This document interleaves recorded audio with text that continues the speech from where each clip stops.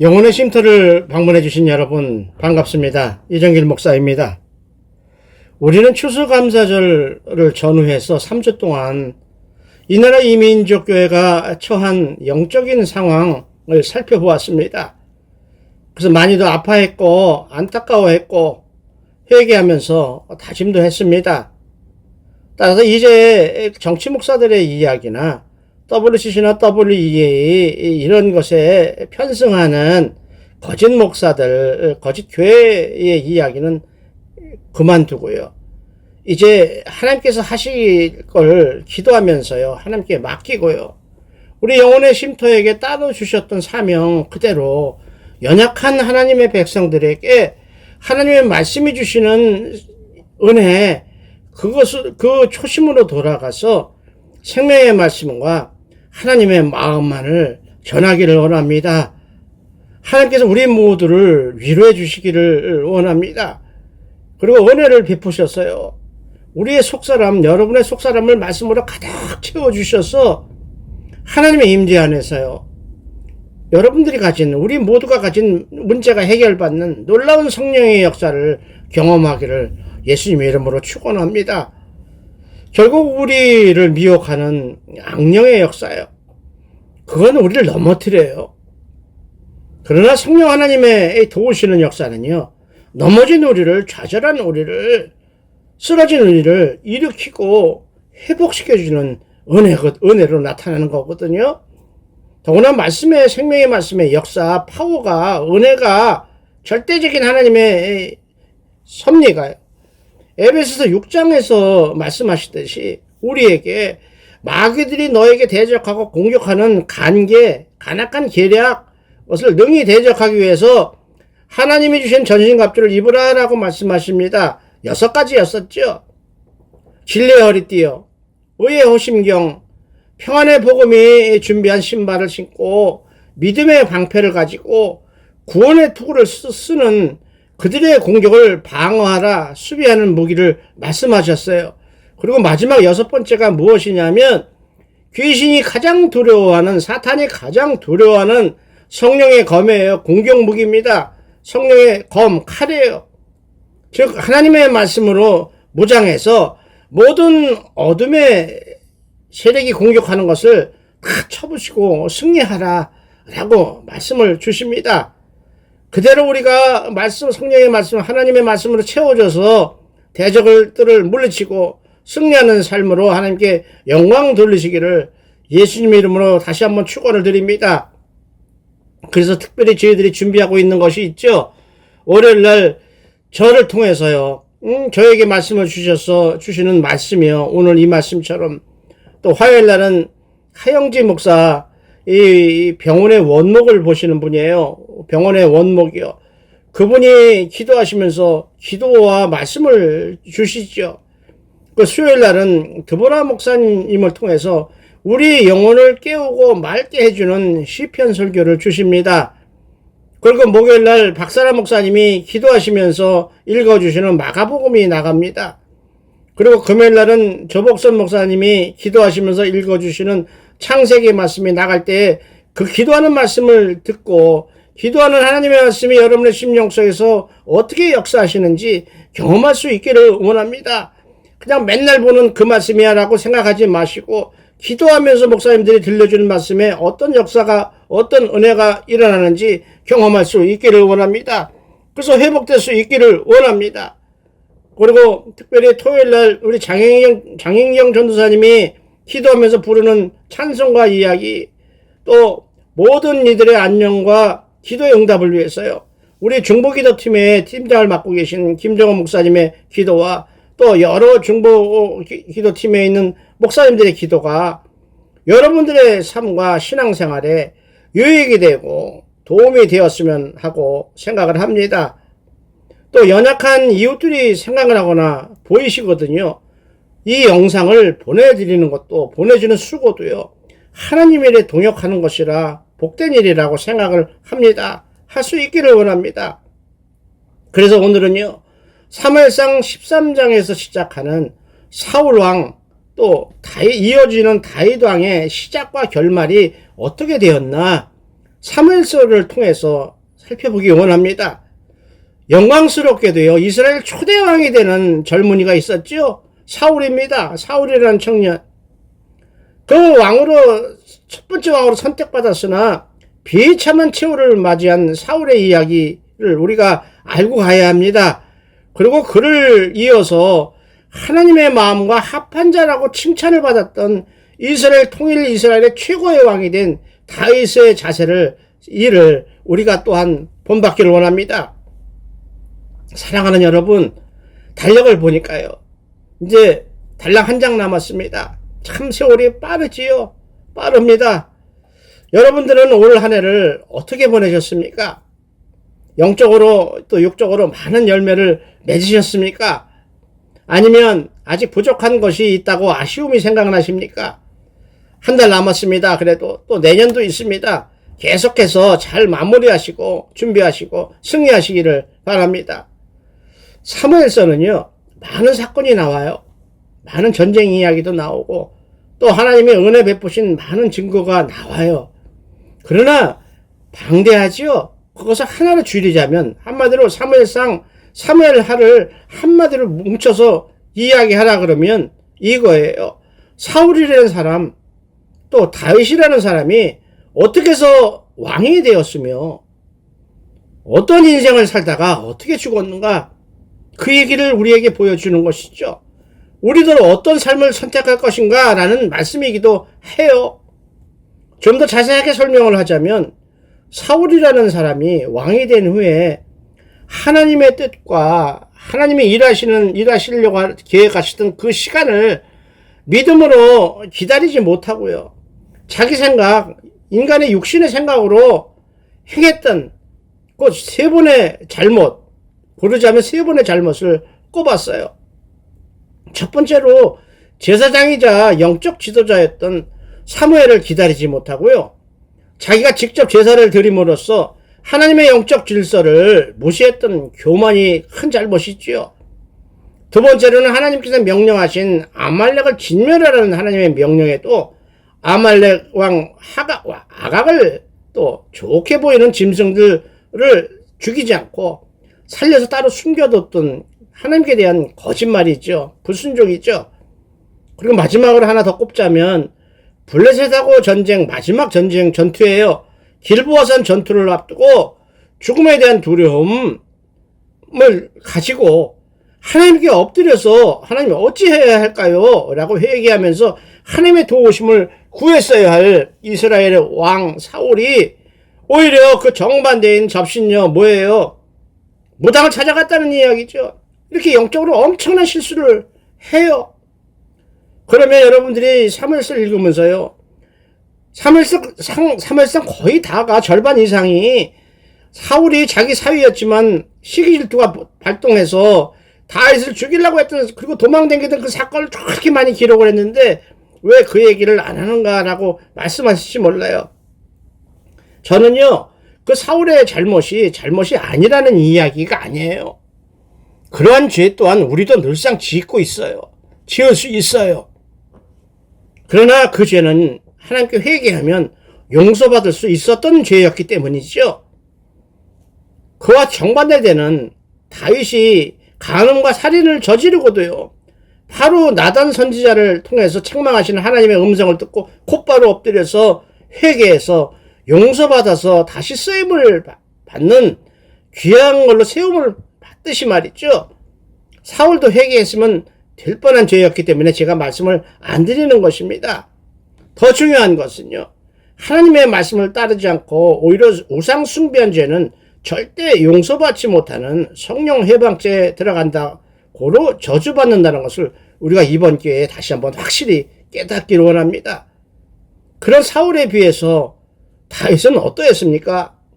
하나님을 욕보이는 블레셋의 거인, 하나님을 모르니까 하나님 막 욕하는 거인 골리앗을 자그마한 소년이었던 다윗, 소년의 어린 사람의 입장이었지만 자기가 믿는, 다윗이 믿는 하나님을 믿음과 열정으로 나서서 목숨을 걸고 골리앗을 죽인 후에 다윗이라는 이름이 드러나기 시작합니다. 그로 인해서 사울 왕의 사위가 되지요.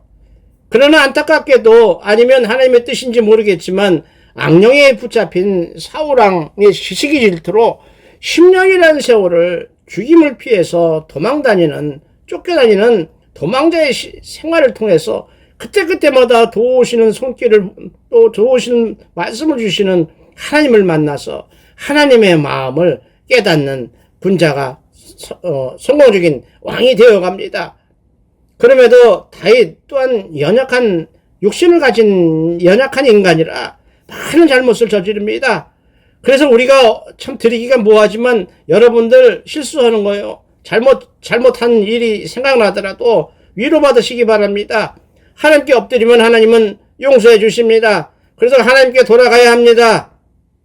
다윗이 실수한 몇 가지를 보면요, 우리가 상상을 초월하는 잘못이에요. 참 위로받을 수 있길 원해요. 자기에게 충성해둔 우리아라는 장군, 그 아내 바세바를 보고 그 바세바의 마음을 빼앗겨서 그 바세바를 취하려고 우리아 장군을 죽음으로 몰아넣었습니다. 한마디로 간음과 살인을 한꺼번에 저지른 거죠. 두 번째는요, 많은 자식을 두었지요. 많은 아내를 두었어요. 사건마다 하나님 은혜를 입을 때마다 많은 아내들이 들어왔어요.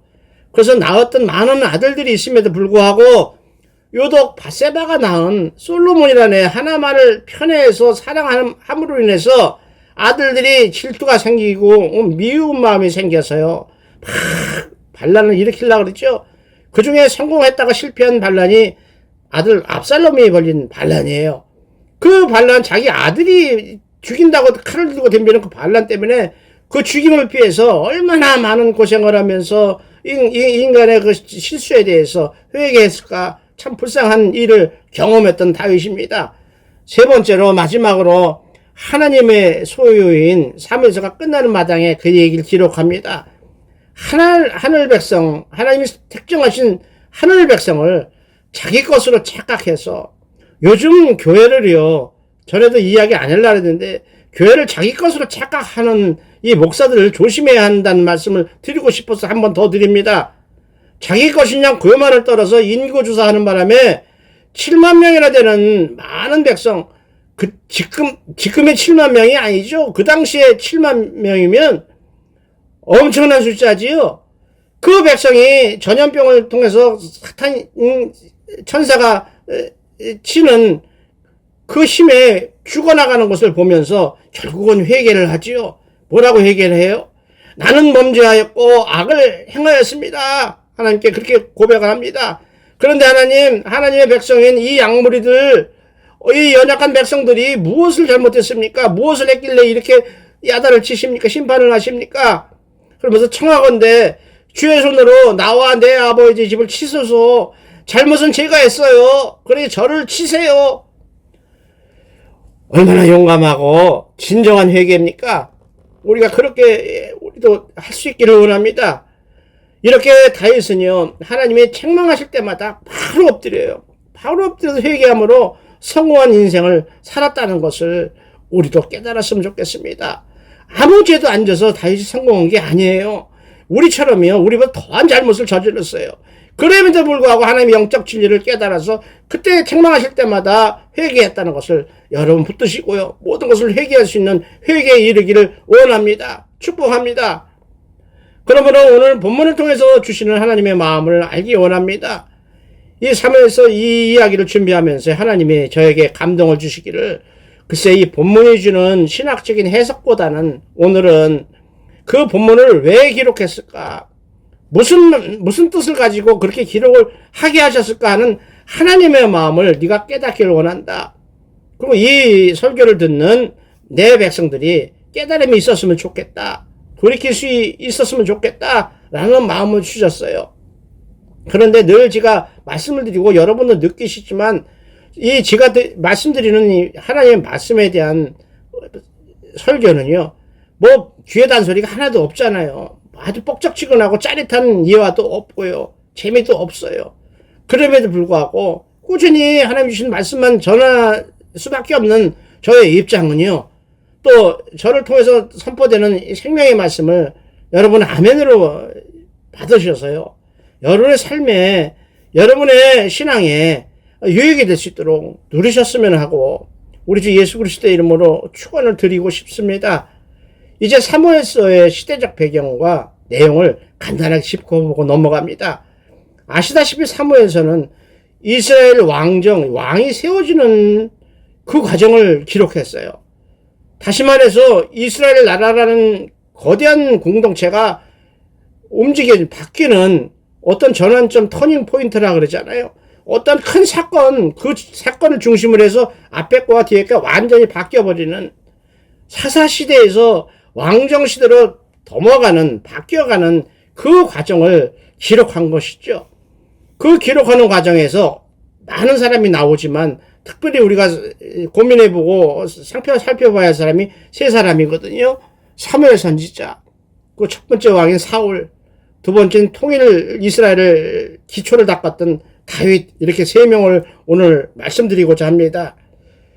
첫 번째요, 사사기 16장에 마치는 사사기를 이어서 마지막 사사이죠. 엘리가 있었고 그 다음에 마지막 사사인 사무엘입니다. 사무엘은 어떤 사람이죠? 엘리 제사장이 있었지만 엘리 제사장 이야기는 사무엘서의 앞에 조금 한나가 기도하면서 사무엘을 낳게 되는 그 과정에서 할 수 없이 엘리 제사장 얘기가 조금 나오죠. 그리고 사무엘 선지자가 계속 강조되는 이유는 그가요, 마지막 사사이기도 했지만 또 대단한 일을 하기도 했지만 왕을 2명이나 세웠던 하나님의 일을 했던 중요한 역할을 한 사사이기 때문이죠. 따라서 사사기라는 16장에서 끝나는 사사시대가 아니라 사무엘상 12장에서 사무엘 선지자가 나이 먹어서 사사란 직분을 내려놓는 그 순간이 사사시대의 마지막으로 우리가 알았으면 좋겠어요. 그래서 사무엘서가 중요한 것은 어떤 방식, 어떠한 절차를 통해서, 어떤 사건을 통해서 사사시대가 마감이 됐고 왕정시대가 시작이 되는가를 우리에게 알게 하기 때문에 중요한 것이죠. 그 사무엘서가 이야기하고자 하는 두 번째 인물은 아까도 얘기했죠. 사울입니다. 사람을 세우시기도 하셔요. 또 폐하기도 하셔요. 물론 낮추시기도 하시고 높이시기도 하시고 이렇게 하시는 절대적인 주권을 가지신 하나님이 그 하나님에게요, 우리도 왕을 주세요. 자기들이 잘못해서 힘들어하는 줄 모르고요. 사사기 통해서 우리가 다음 주에 살펴보기를 원합니다. 그래서 사사기를 또 준비해야 돼요. 왜 어렵게 됐는가? 그러니까 그 어려움을 자기들이 잘못해서 어려움이 된 줄 모르고 우리가 왕이 없어서 이렇게 어렵게 살잖아요, 하나님. 그러니까 우리 왕을 주세요. 이렇게 막 따지는 아주 강력한 마음을 부르짖는 백성들 때문에 하나님이 포기하지 못하시고요. 자기 백성이잖아요. 니오나고 오나. 그래서 어떻게 해요? 그냥 급한 대로 세워준 준비되지 않은 왕이 사울이에요. 그런데 사울이 연약한 심령으로 시기질투가 올라오니까, 악령이 껴서 시기질투가 올라오게 되니까 파멸하고 망해버리고 마는 그런 사건이 기록되는 것이죠. 사무엘상 13장 1절을 보면요, 사울이 왕이 될 때 40세라 그렇게 이야기했어요. 그가 이스라엘 다스린 지 2년에 이스라엘 사람 3,000명을 택했다 그랬어요. 40세 왕이 되고 이제 42살이 됐다는 얘기죠. 2년 동안 왕 노릇을 한 후에 왕 노릇을 하다 보니까 자존감도 생겼겠지만 자만심이 생겼다는 것을 저는 받았어요. 아니, 전쟁을 하는데요, 3,000명을 뽑았어요. 자기 군사를 이스라엘 사람 중에서 3,000명을 뽑아서 2,000명은 자기 옆에 두고요, 1,000명은 자기 아들 요나단, 다윗의 친구지요. 요나단한테 붙여주고 블레셋하고 전쟁을 한다고 폼을 잡고 있어요. 상황 파악을 못하는 거예요. 그러니까 자기 자만에 빠지면 그래요. 하나님께 엎드려서 어떻게 하오리까라고 기도하지 않으면 이런 착각에 빠진다는 것이죠, 우리도. 그러면 그거와 상대할 이스라엘을 쳐부수려고 다시 들어오는, 지금 사사시대에서 벗어나려고 왕을 세웠다는 소문을 들었잖아요, 블레셋이. 그러니까 이 웃기는 놈들 봤네. 왕을 세워서 우리하고 대적하려고 왕을 세웠다고? 이렇게 블레셋이 화가 나갖고 쳐들어오려고 준비를 하고 있어요. 다시 식민지를 삼겠다는 것이죠. 그래서 블레셋이 쳐들어오는 군대가 몇 명이에요? 멀리도 안 가요. 찾아볼 것도 없어요. 13장 5절에 바로 나와버려요. 블레셋 사람들이 이스라엘과 싸우려고 나왔는데 라고 기록을 하기 시작해요. 병거가 3만이라 그랬어요. 병거가 뭐예요? 지금 물어보면 탱크예요. 장갑차예요. 쇠로 만든 장갑차란 말이에요. 그리고 마병, 말을 타고 있는 전투하는 군인이 6,000명이라 그랬어요. 그리고 보병이죠. 그냥 걸어다니면서 칼 하나 들고 창 하나 들고 댕기는 보통 백성은 해변에 모래같이 많았다고 했으니 10배가 아니라 100배 정도, 100배는 모르겠어요. 몇십 배 되는 군사력을 가지고 전쟁을 하려고 준비하고 있는데 사울은 돌아가는 걸 몰랐어요. 3,000명 갖고 이길 수 있다라고 자만에 빠졌던 것이죠. 그런데 그 소식을 딱 듣자마자 겁이 덜컥 나죠.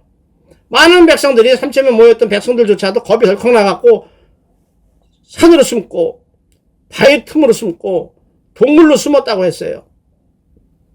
조금 전에 이야기했듯이 왕이 된 것이요. 자기가 똑똑하고 힘이 있어서 능력이 있어서 된 줄을 착각했던 사울의 교만이 그대로 드러나는 대목이지요.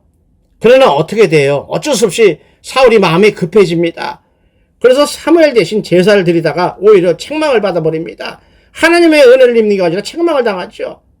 급하지요. 이해가 가요.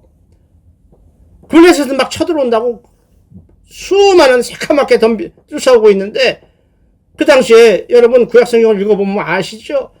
전쟁을 하려면 어떻게 해야 돼요? 하나님께 제사를 드리고 하나님 어떻게 할까요? 물어보고 나서 전쟁을 하라.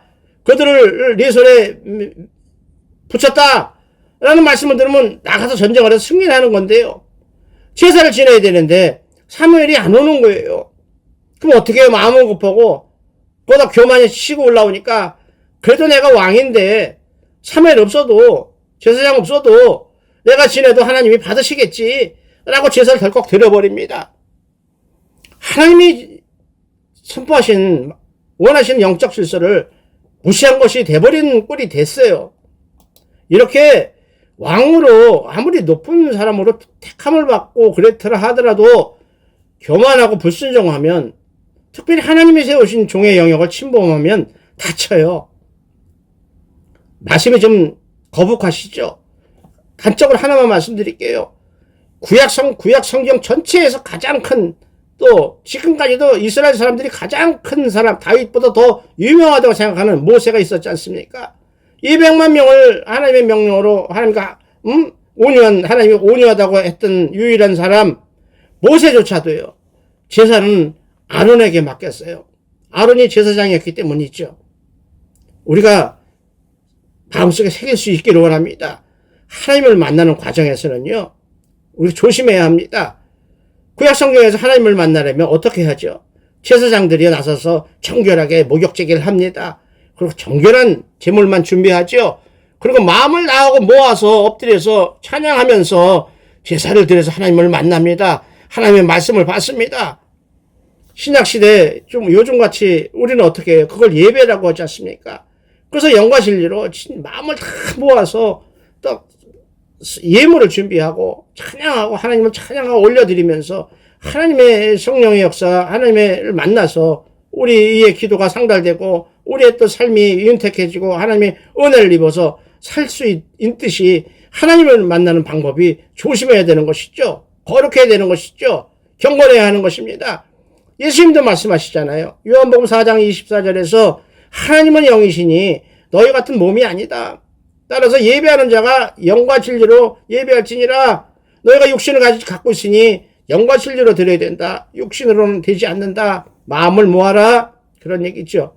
그런데 사울이 실수해서 제사를 드리고 나니까 은혜가 안 내려왔잖아요. 하나님 응답을 안 하셨잖아요.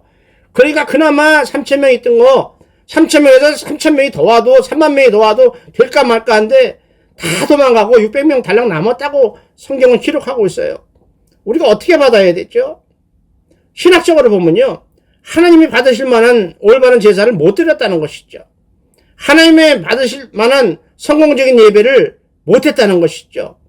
그러니까 은혜가 임하지 않으니까, 하나님의 말씀이 임하지 않으니까, 성령 하나님이 도우시는 역사가 일어나지 않으니까 백성들이 힘이 없어서 두려움으로 다 흩어지고 말았다는 것이죠. 우리가 조심해야 할 것입니다.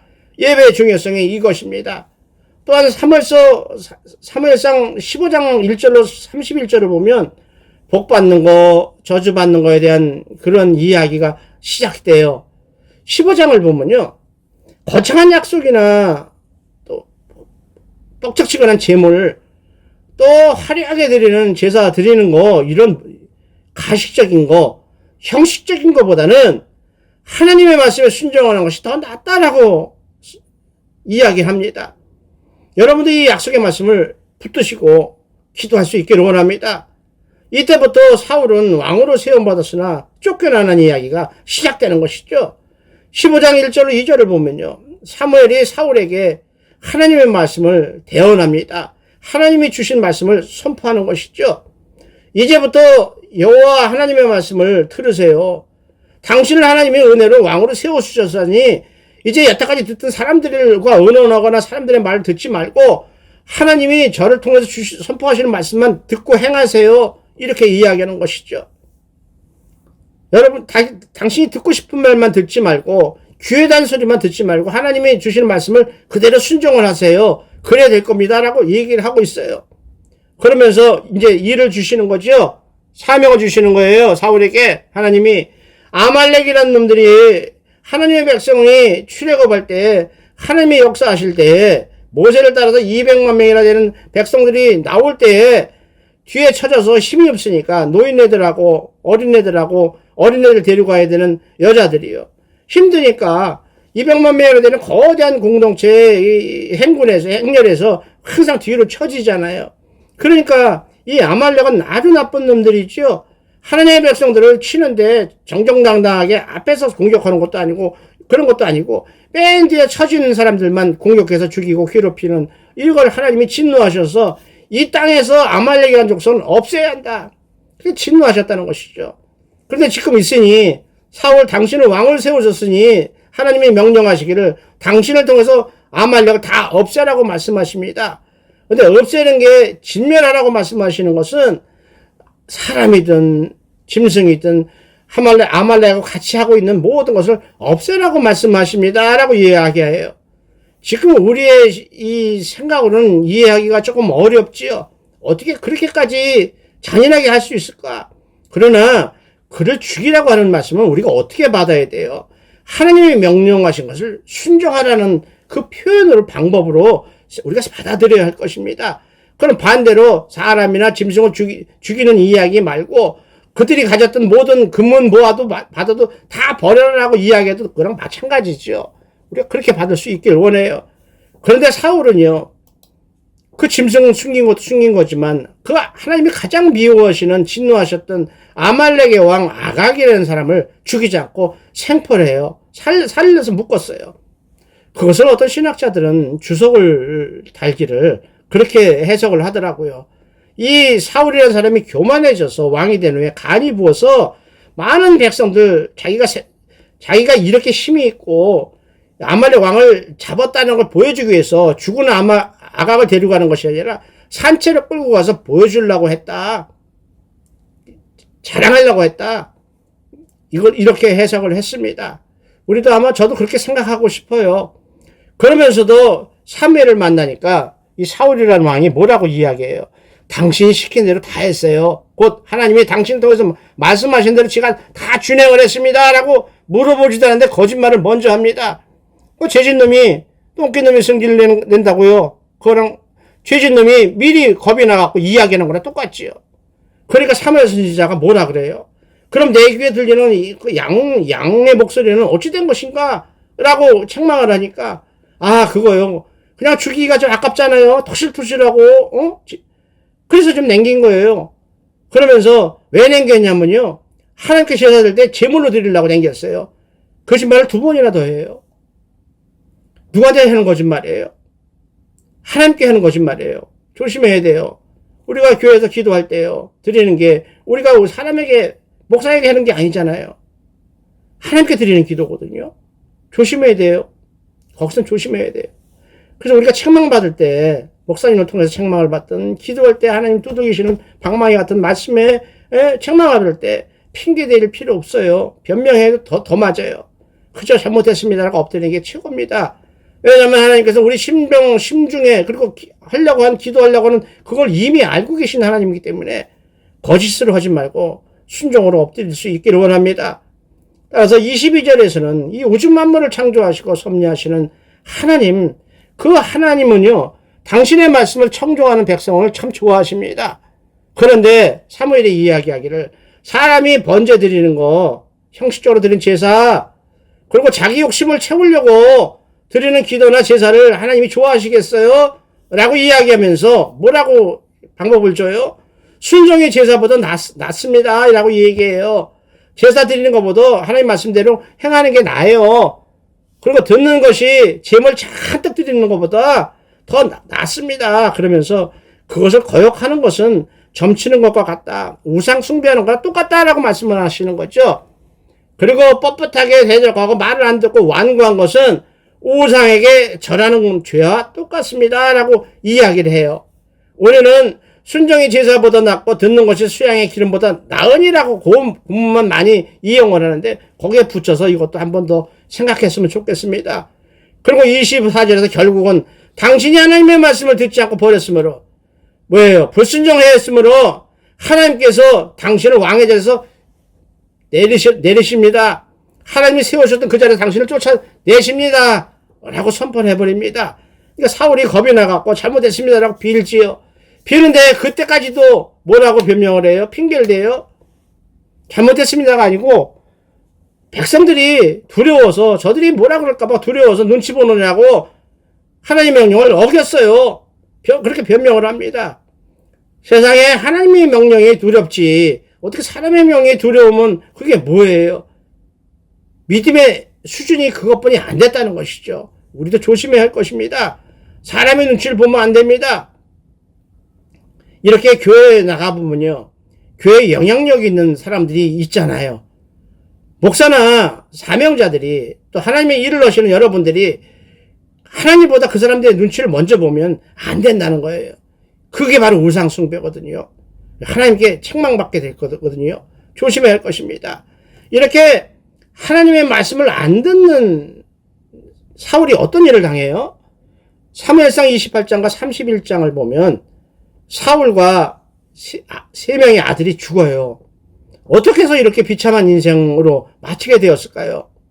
이해가 안 되잖아요. 하나님께서 첫 번째 왕으로 세우신 사울이에요. 어떻게 하다 이렇게 아들까지 다 죽임을 당해요? 적한테. 그것도 비참하게 죽임을 당해요. 아까 말한 대로요. 10년 동안 다윗을 죽인다고 그렇게 쫓아다니고 괴롭혔어도 하나님이 안 죽으셨어요. 오히려 죽을 위기가 닥쳤어도 살려내세요. 사울을 다윗에게 살려주라. 기름 부은 자다. 이렇게 마음을 주셔서 살려요. 그런데 드디어 무서운 일을 당하게 되는 거예요. 잘 드셔야 돼요. 조심해야 돼요. 성경에는 특별한 다른 이유를 말씀은 안 하셔요. 그러나 성경 전체가 이야기하는 그 맥락을 보면요. 우상숭배예요. 우상숭배가 그 원인이었어요. 다른 것은 다 회개하면 용서를 받아요. 그런데 못 받는 게 하나 있었다 그랬지요. 우상숭배예요. 용서받지 못하는 것은 성령 해방죄거든요. 우리가 깨달을 수 있기를 원합니다. 참 사울이라는 사람은 우상숭배를 해도 참으로 미련 곰탱이같이 했어요. 불쌍하죠. 마지막 길보아 전투를 앞두고 두려웠겠죠. 자기 믿음은 떨어졌죠. 하나님을 의지하는 마음은 없어졌죠. 시기가 일때 붙어서 오직 그거 하나만 갖고 살았으니까 10년 동안 무슨 믿음이 남았겠어요. 그러니까 하나님께 기도하지 못하지요. 하나님께 나아가기가 두려웠겠지요. 암만 그래도 그렇지 하나님께 엎드렸어야죠. 죽는 것보다 낫잖아요. 근데 누굴 찾아가요? 접신요. 귀신을 부르는 무당을 찾아갑니다. 세상에. 그 신학적으로 초원술이라고 혼을 부르는 기술이라고 초원술이라는 말이 나오지만 우리가 이것은 성경에 기록이 오류가 있지 않을까 할 정도로 어려운 구절이에요. 우리가 이 본문을 읽을 때 문자적으로만 그대로 읽어서는 안 된다는 것이죠. 무당들이나 은사자들이 이 말씀을 이용하는 거죠. 봐라. 죽었던 사무엘의 혼을 불러내지 않더냐. 그게 사무엘의 혼인지 어떻게 알아요? 그래서 그거예요. 사람이 죽으면요. 예수님이 재림하실 때까지 이 땅에 오지 못하지요. 재림할 때 같이 내려오지요. 그런데 무당을 통해서 사무엘의 혼을 만나는 것으로 기록하는 이것은 문자적으로 해석하면 아주 위험한 것이고요. 무당이 악령을 성령의 역사로 과장했다라는 말로 그래서 기록했다라는 것을 우리가 해석하고 이해하는 것이 합당할 것입니다. 왜냐하면 그 이유가 나오지요. 결국 무당을 만나서 그 일이 해결됐으면 맞는 거지요. 성령의 역사지요. 근데 해결됐어요? 아무것도 안 됐어요. 오히려 아들 새까지 다 죽임을 당해요. 그럼 그게 뭐예요? 가짜란 얘기죠. 제가 늘 말씀드리죠. 괜히 말로 뻥짝뻥 하는 사람들, 다 암 환자 고쳤다, 뭐 할 때 고쳤다 하는 사람들 하나도 못 고쳤어요. 거짓말만 했어요. 그래서 난 믿지 않기를 원해요. 그래서 저는 신비주의라고 표현하고 싶어요. 오죽했으면 그 사람들한테 갔겠어요. 그러나 정신 차리시기 바랍니다. 아무것도 풀린 게 없잖아요. 점쟁이 같은 사람들에게 그 사람들이 말하는 스타일 있죠. 아, 이제 이렇게 될 거야. 하나님이 마음 주시는데 이렇게 될 거야. 라고 예언 비슷하게 하지요.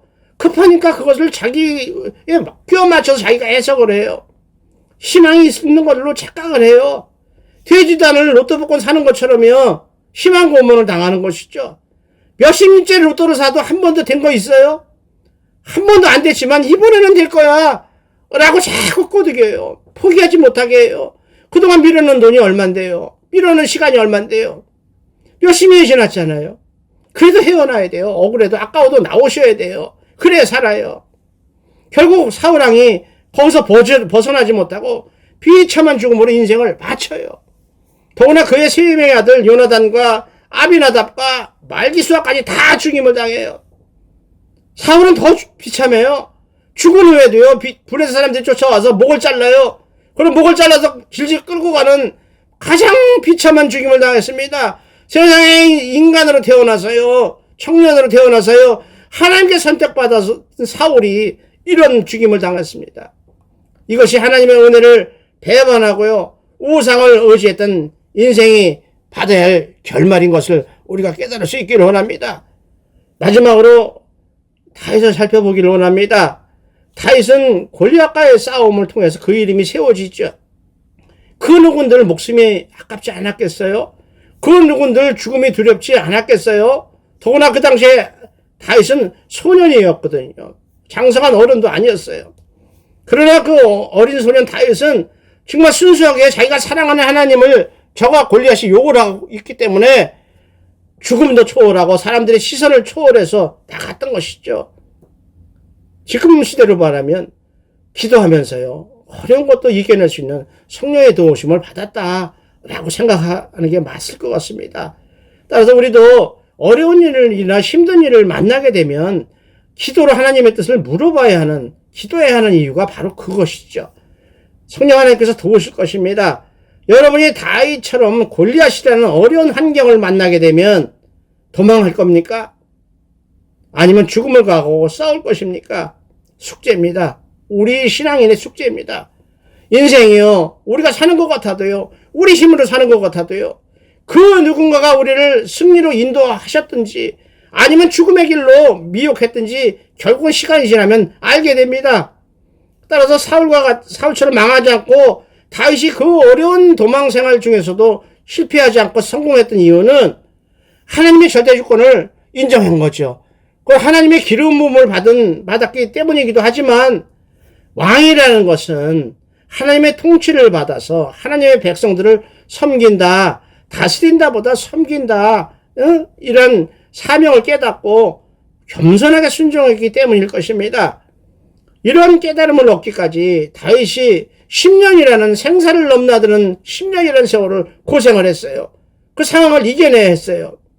그것도 자기가 잘못해서 도망다니는 것도 아니잖아요.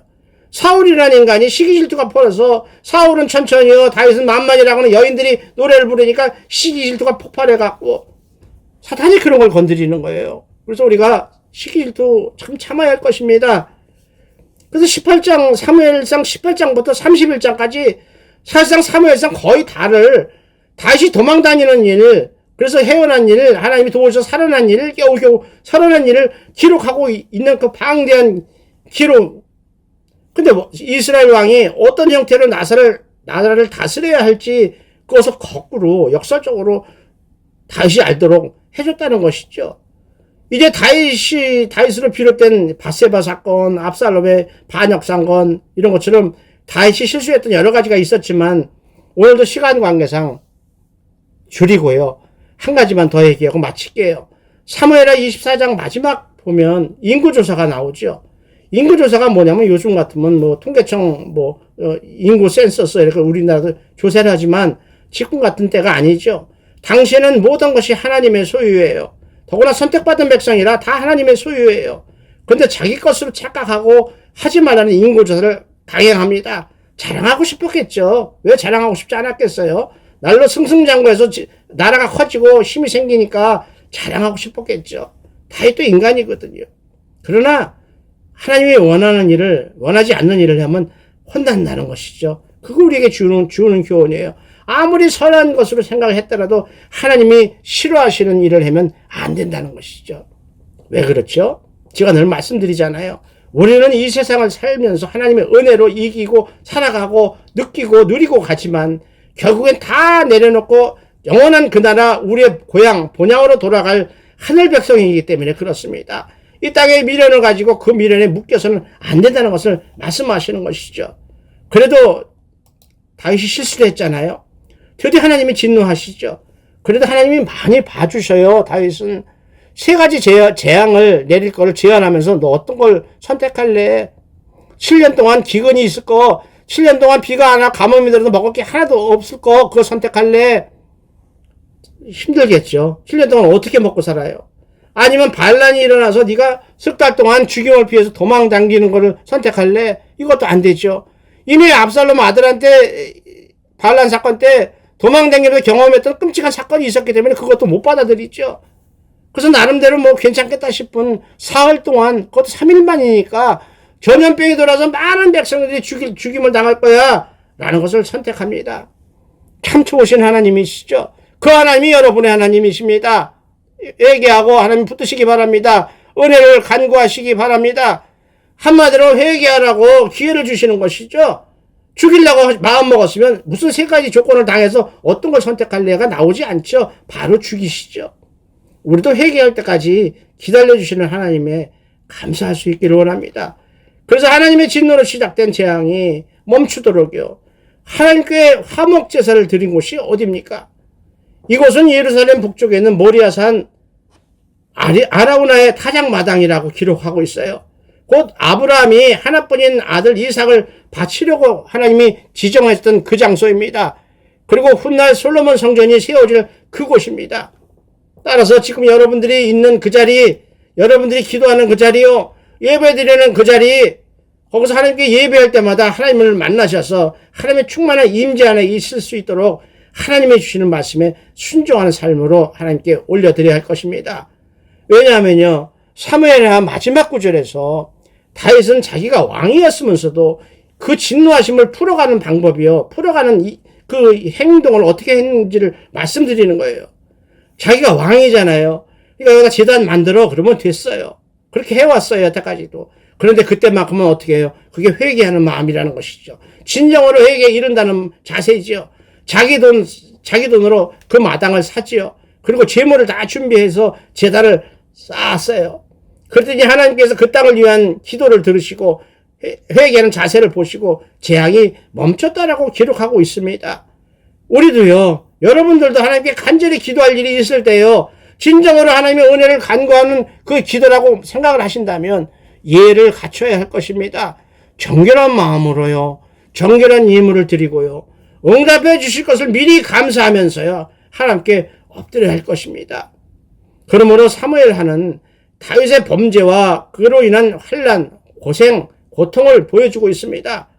역대기 상이나 역대하는 다윗이 잘못한 죄악을 거의 기록 안 해요. 승승장구하고 멋있는 사람으로만 기록을 해요. 그런데 이에 비해서 사무엘서는요, 다윗이 범죄한 거, 잘못한 거 다 기록해요. 그래서 생겨난 불행한 역사를 다 기록해요.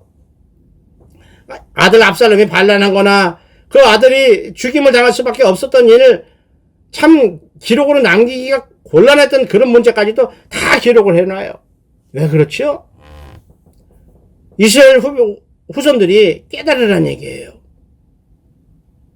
이 엄청난 시작이, 다윗이 힘들게 된 그 사건이 어디서부터 시작되느냐, 하나님의 마음과 합한 자라는 다윗에게 다가온 이 엄청난 시련이 어디서 시작됐느냐를 사무엘서는 기록을 하는데요. 무서운 말이죠. 잘 들어보시기 바랍니다.